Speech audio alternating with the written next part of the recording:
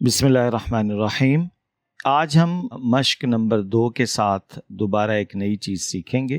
گزشتہ روز ہم نے سبق میں اسماء الاشارات پڑھے تھے، جس میں ہاذا، ہازی، ہاتانی، ذاکاتانی کا وغیرہ وغیرہ۔ آج جو ہے وہ ہم اسماء الضمائر ہیں منفصل، ان کو دیکھیں گے۔ جس طرح ہم کسی سے بھی گفتگو کر رہے ہوتے ہیں تو ہم اپنے بارے میں بات کرتے ہیں، جو ہمارے سامنے ہم اس کے بارے میں بات کرتے ہیں، اس کو مخاطب کرتے ہیں، یا جب 2 افراد ہوتے ہیں تو وہ کسی تیسرے کے بارے میں بات کر رہے ہوتے ہیں۔ تو یہ جو ایک گفتگو کا سینیریو ہے جو دوران درس کئی دفعہ آپ کو بتایا بھی گیا کہ یہ 3 کرداروں پر مشتمل ہوتا ہے۔ ایک گفتگو کرنے والا، جس کو عربی میں متکلم کہتے ہیں، بات کرنے والا، اور ایک وہ ہوتا ہے جس سے بات کی جا رہی ہوتی ہے، اس کو مخاطب کہا جاتا ہے، اور ایک وہ ہوتا ہے جس کے بارے میں بات کی جا رہی ہوتی ہے، جسے غائب کہتے ہیں، کیونکہ وہ مجلس میں نہیں ہوتا۔ اسی مناسبت سے مختلف ضمائر استعمال ہوتے ہیں جس میں ہم یہ پہچان کر رہے ہوتے ہیں کہ ہم اپنا تعارف کروا رہے ہیں، ایک شخص کی بات ہو رہی ہے، جماعت کی بات ہو رہی ہے، سامنے والا ایک ہے، 2 ہیں، بہت زیادہ ہیں۔ تو اسی مناسبت سے جتنی بھی ضمائر استعمال ہوتی ہیں آج کے سبق میں ہم وہ پڑھیں گے۔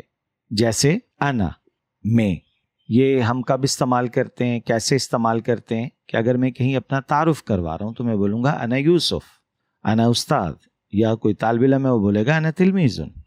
تو یہ انا کی ضمیر جو ہے وہ، اس میں ضمیر جو ہے وہ واحد متکلم کی کہلاتی ہے، اور یہ آپ کو اس کی تفصیل الدرس الرابع میں مل جائے گی۔ اسی طریقے سے اگر میں ایک جماعت کے بارے میں بات کر رہا ہوں جس میں خود شامل ہوں، جسے ہم جمع متکلم بولیں گے، ٹھیک ہے، کلام کرنے والا اپنے گروہ کے بارے میں، جماعت کے بارے میں بات کر رہا ہے، تو وہاں کے لیے لفظ استعمال ہوگا نحن، ہم، ٹھیک ہے، جیسے نحن طلاب۔ اس کی تفصیل آپ کو الدرس الحادی عشر میں مل جائے گی۔ تو 2 چیزیں سامنے آ گئیں، اپنی بات کرنی ہے تو انا، اور ہم سب کی بات ہوگی تو ہم بولیں گے نحن۔ اب جس سے ہم بات کر رہے ہیں، جسے مخاطب کہا جاتا ہے، وہ یا مذکر ہوگا یا مؤنث ہوگا، یا واحد ہوگا یا تثنیہ ہوگا، یا بہت ساری جماعت ہوگی ایک۔ تو اس کے لیے کیا الفاظ ہیں وہ بھی ہم سیکھ لیتے ہیں ان ضمائر کو۔ انت، انت معنی تم، آپ۔ انت وہ اس میں ضمیر ہے جو واحد مذکر مخاطب کے بارے میں ہمیں اطلاع دیتی ہے، ہم اس کو استعمال کر کے جو مخاطب ہے اس سے گفتگو کرتے ہیں۔ اسی طریقے سے ہمارے سامنے ایک جماعت ہے جس سے ہم بات کر رہے ہیں، 2 سے زائد افراد ہیں، تو ان کے لیے ہم کیا ضمیر استعمال کریں گے؟ تو وہاں ہوگی جمع کی ضمیر جو کہ ہے انتم، تم سب، ٹھیک ہے، جیسے انتم رجال، انتم طلاب۔ اس کی تفصیل آپ کو الدرس الخامس عشر میں ملے گی۔ اسی طریقے سے یہ تو تھے مذکر کے، اب ہم آتے ہیں مؤنث کی طرف۔ تو کیا انتا مؤنث کے لیے بھی ہے؟ تو جواب ہے نہیں، بلکہ مؤنث کے لیے الگ لفظ ہے، الگ اسم ہے، جو کہ ہے انتی۔ انتا تھا مذکر کے لیے، انتی ہے مؤنث کے لیے، بالکل ایک ہی معنی ہے، جو کہ واحد مؤنث مخاطب کے لیے اس کو ہم استعمال کرتے ہیں، جیسے کہ انتی فاطمہ، انتی تلمیزہ، ٹھیک ہے، انتی استاذہ۔ اس کی تفصیل آپ کو الدرس الرابع میں مل جائے گی۔ اسی طریقے سے انتما، جس طرح بھی میں نے پہلے بھی ذکر کیا، انتما مذکر مؤنث دونوں کے لیے برابر ہے، لہٰذا اس میں کوئی فرق نہیں ہوتا۔ ہم مذکر کے لیے بھی جہاں 2 مذکر آئیں گے مخاطب، وہاں بھی انتما بولیں گے، اور جہاں 2 مؤنث مخاطب آئیں گی وہاں بھی ہم انتما ہی کہیں گے، جیسے انتما تلمیذتانی، یا مذکر کے لیے ہوگا تو انتما طالبانی۔ جمع، اب بہت ساری خواتین ہیں، ان سے ہم بات کر رہے ہیں یا کر رہی ہیں، تو اس کے لیے کیا لفظ ہے، کیا اسم ہے؟ انتن، تم سب۔ انتن جمع مؤنث مخاطب، یعنی جو حاضر ہیں، یہ اس کی ضمیر ہے، جیسا کہ انتن طالبات، ٹھیک ہے۔ اس کی تفصیل آپ کو الدرس الخامس عشر میں مل جائے گی۔ یہ تو ہو گئی وہ ضمائر جس میں ہم اپنی ذات یعنی متکلم، جمع متکلم، حاضر مذکر حاضر، واحد تثنیہ جمع انت انتما انتم، اور اسی طریقے سے واحد مؤنث حاضر، تثنیہ مؤنث حاضر، اور جمع مؤنث حاضر انتی انتما انتنا کے لیے استعمال کی۔ اب غائب کے لیے کیا ہوگا؟ اگر آپ یاد کریں تو ابھی ہم نے پڑھا متکلم، مخاطب، غائب. تو 2 حصے ہو گئے. آخری حصے کی طرف ہم بڑھتے ہیں. غائب کے لیے جو ضمیر ہے اس میں ضمیر ہے وہ کیا ہے؟ ہوا. وہ ایک واحد مذکر غائب کی یہ ضمیر ہے، جیسے کہ ہوا محمود، ہوا طالب. ٹھیک ہے، اس کی تفصیل آپ کو الدرس الرابع میں مل جائے گی. اسی طریقے سے اگر وہاں 2 کردار ہو جائیں، 2 غائب کی ہے، تثنیہ ہے، غائب کے لیے ہے. اصول کے اعتبار سے ہما جو ہے یہ بھی انتما کی طرح ہے کہ یہ مذکر مؤنث دونوں کے لیے استعمال ہوتا ہے یا ہو سکتا ہے، جیسے ہما طالبانی یا ہما طالبتانی، یہ دونوں کے لیے استعمال ہوگا. لیکن ابھی ترتیب کے حساب سے مذکر کی بات ہو رہی ہے تو ہم اس کو یوں ہی کنسیڈر کرتے ہیں. اس کی تفصیل بھی آپ کو الدرس الرابع عشر اور 11 عشر میں مل جائے گی. اسی طریقے سے غائب میں جمع بھی ہوتے ہیں، یعنی ایک بہت بڑی جماعت ہے، کلاس کے ساتھی ہیں، زیادہ افراد ہیں. اگر ہم نے ان کی طرف اشارہ کر کے بات کرنی ہے تو ہما تو نہیں کہہ سکتے، ہوا بھی نہیں کہہ سکتے. اس کے لیے لفظ ہے ہم.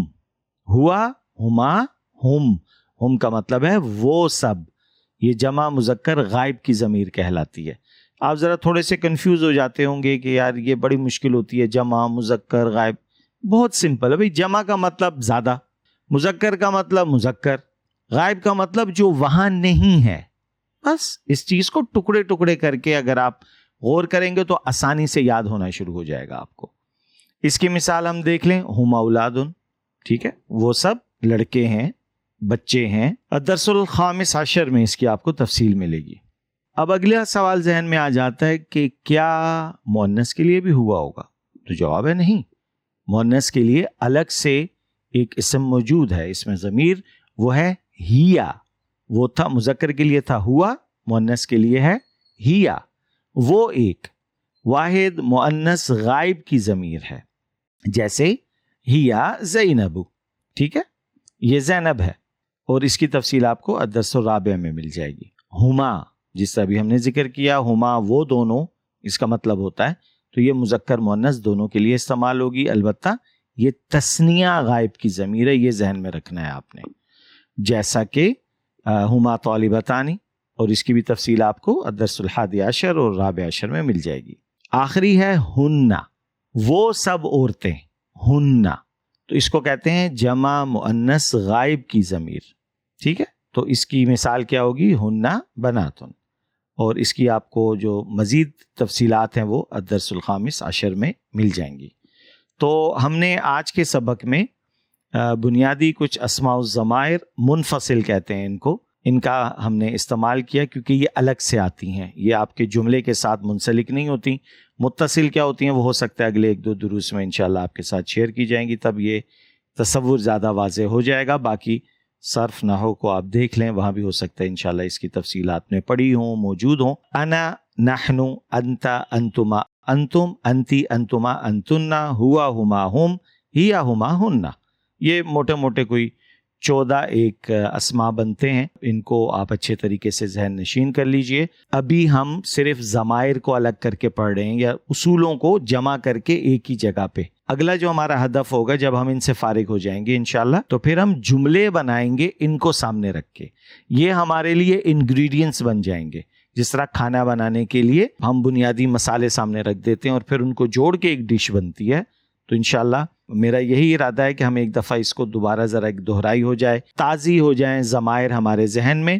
تو اس کے بعد پھر ایک جملہ کیسے بننا ہے اس کو پھر ہم سامنے رکھیں گے کہ ہاں بھئی یہاں سے انتما لے لیا، وہاں سے ہما لے لیا، یہاں سے انتا لے لیا، وہاں سے ہازانی لے لیا. تو اس طریقے سے جوڑ کے ٹکڑوں کو ایک مکمل جملہ کس طریقے سے بنایا جا سکتا ہے.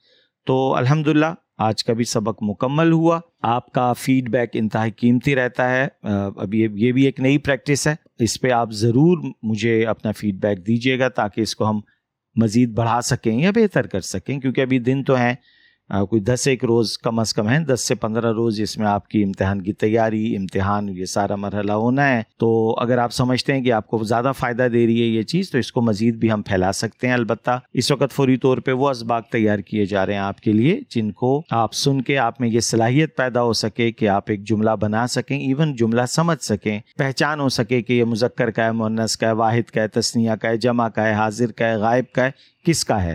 تو جب یہ چیزیں آپ کے سامنے چارٹ آ جائیں گے تو کوئی بھی جملہ اگر آپ کے سامنے ہے تو چارٹ کو سامنے رکھیں اور اس کے مطابق آپ دیکھتے رہیں تو انشاءاللہ ساتھ ساتھ آپ کو پتہ چلتا رہے گا. تو انشاءاللہ اگلے سبق میں پھر دوبارہ ملاقات ہوتی ہے. جب تک کے لیے السلام علیکم ورحمۃ اللہ وبرکاتہ.